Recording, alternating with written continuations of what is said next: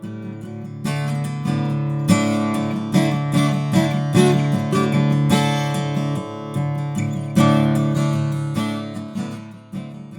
David Dow. I'm originally from Los Angeles, born and raised there, and spent about 25 years in Sonoma County, in the northern part of the state. And then 5 years ago, I ended up in Bloomington Normal. I started my work again 2 years ago in clay. That was my training. Went to school in Southern Illinois for 2 years at a small parochial college, and then went back to Los Angeles to USC's Fine Arts program, and ceramics was my major there. And I dragged around tools for a lot of years, not working in the studio, and then maybe 2 years ago I got back into it. And because I didn't have a kiln at home, I explored self-hardening clay, and that's where I started. And this show is an emergence of glass bead work that is done in wax. So it's all handwork with beads and wax.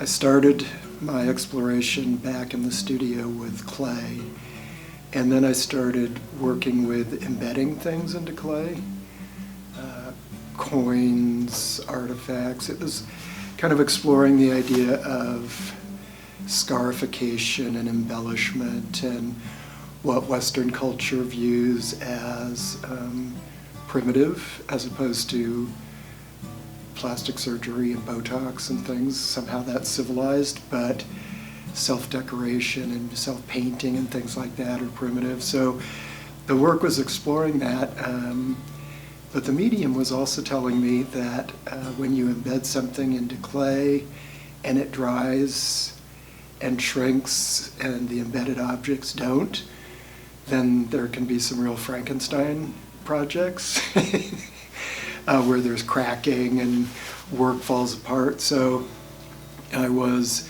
visiting actually an antique store in Southwest Michigan up in Lakeside, and I saw this beautiful mask that was a Bamoun mask.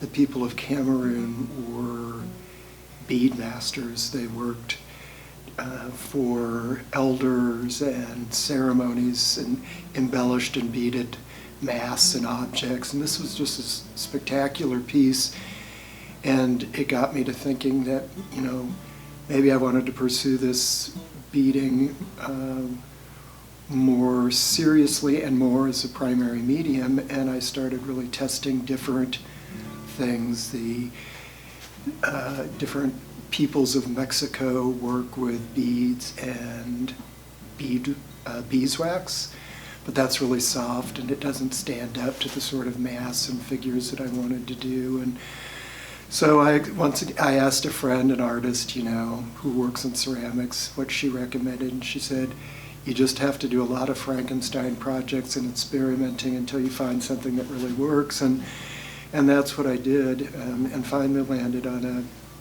particular medium that I can work under a heat lamp so that the wax medium is soft and pliable, and hand embed the beads into that. And then when the heat is turned off, it solidifies and hardens, so it captures the bead and holds it where the clay was kind of rejecting it and things would pop off. So it's been a lot of experimentation, but 2020 provided a lot of time for experimentation and exploration of work. And in my, you know, whether it was clay or paper mache, which I've worked in, or in the beading and wax, it's a kind of cerebral experience. You're really in your head with the medium.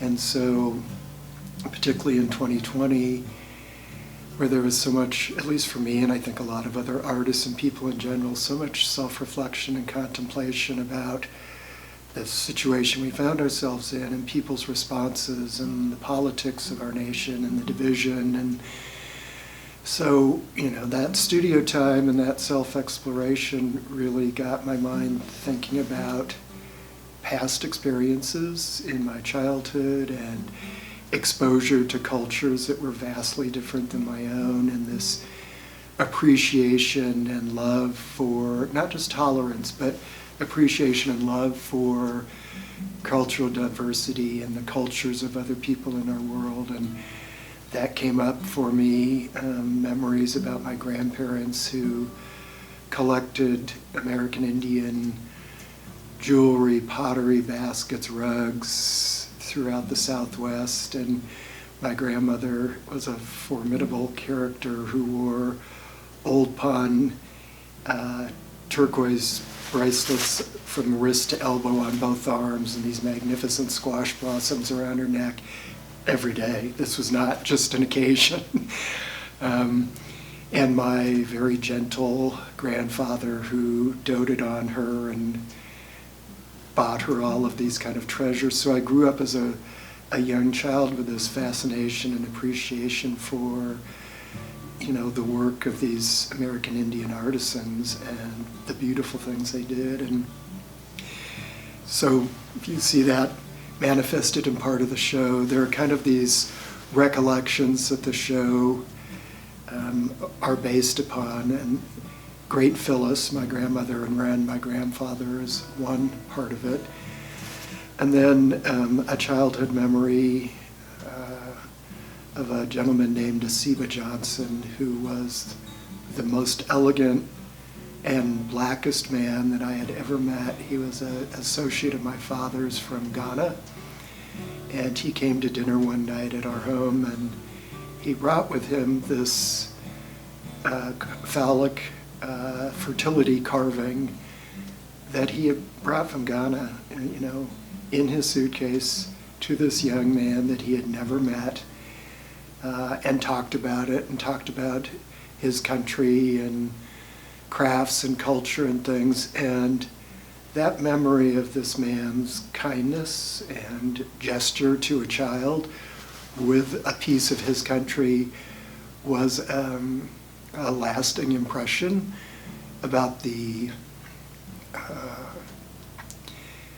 kindness of people that can exist between cultures. And it's an object that I've carried around for more than 50 years, always having a place of prominence in my home, and just, again, this kind of connection to how I think we should, as culturals, live together, thrive together, appreciate each other's differences, and not just tolerate them. Interestingly, I used that word tolerate once a couple years ago in a discussion with a local activist, and she had this really extreme negative reaction saying, I don't want just to be tolerated. I don't want your tolerance. I want to be accepted and an equal at the table here.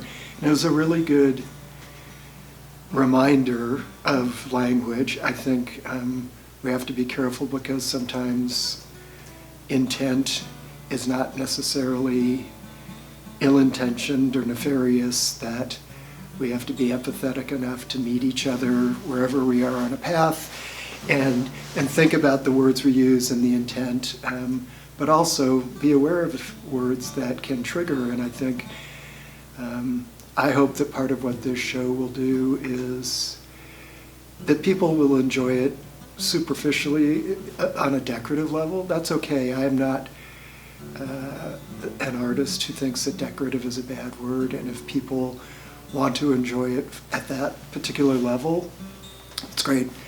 But if people also want to see these inspirations of different cultures, and hopefully my respect for, love for, appreciation for building this show around that, that would be good too. The last kind of anchor in the show is all about a recollection. As a child, my father had offices in Iran, so as a young kid in 4th through 8th grades, I spent a good deal of time, 3 different occasions in Tehran. And as this young, fat, freckled kid wandering around the bazaars and the calls to prayer, just this vastly different culture than a Los Angeles kid, And one particular memory that came up for me so much as I was looking on my work table with all these piles of beads was a visit to the crown jewels of Iran. They were literally in this bank vault, and there was all this magnificent, spectacular objects, crowns, scepters, thrones, jewelry, all of that. But then there were these like bowls made of rubies and gold, full of rubies, just cut and uncut stones, but not finished into anything. There were bowls of rubies and bowls of emeralds, and the backs of display cases were hung with strands of pearls. It was just this incredible opulence, and I think part of the show will be the memories of this young child looking at bowls of red and green and not totally fathoming that they were precious stones of great value, but just seeing that kind of abundance. And so there's a part of that that is a nod to yet a different culture, a Muslim culture that has many beautiful things and some things that are troublesome from an outsider's point of view, but it is understanding what is true and beautiful and good and what has been distorted and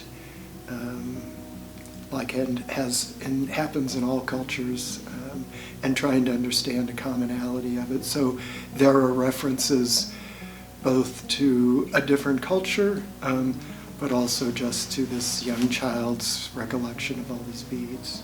I'm a self-taught artist, and this is a self-taught medium and practice, so it's a lot of trial and error, but you really get to know, like with clay, it's kind of a personal experience with the clay, and I have developed that with the wax where I know when I can embed and it will just hold things versus swallowing it up.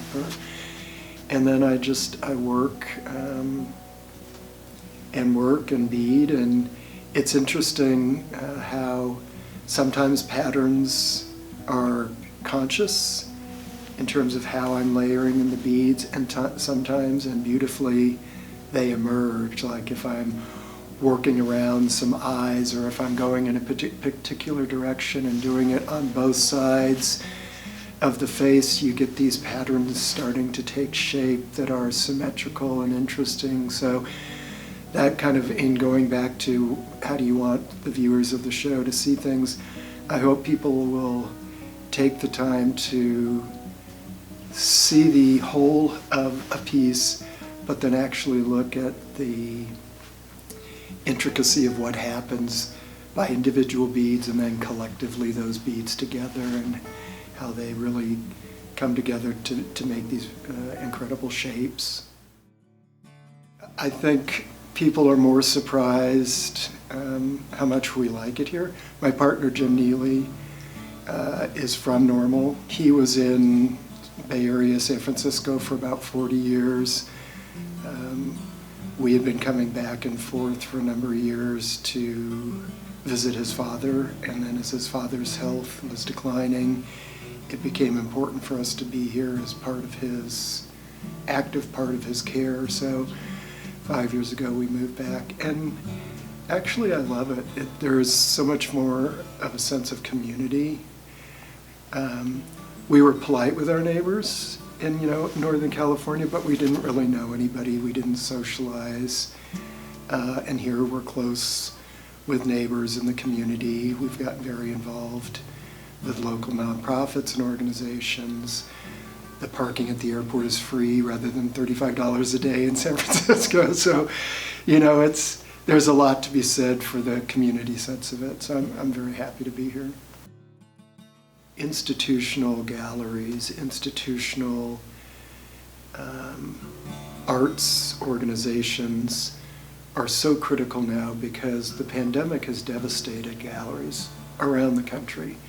They are not just closing temporarily, but in many cases shuttering. The New York art scene, I have friends who are accomplished artists who have had their galleries permanently closed, and they're having to gather their archived work and figure out exposure and sales and all these things. So on a top tier level, I think it's the opportunity that McLean County Art Center provides artists and local artists as this kind of anchor in our community in central Illinois, in Illinois itself, to be this anchor space to be seen at. And you know, it also, I think, for me, provides a sense of credibility, that to be to be reviewed by a peer of artists and board members in an organization like this, and to have the work accepted, is a validation at some level, and an acknowledgement of the work, and that you would take the time to do this, your communications, your support, your encouragement, and to have a show that's a significant amount of time, I just all think is validating as well.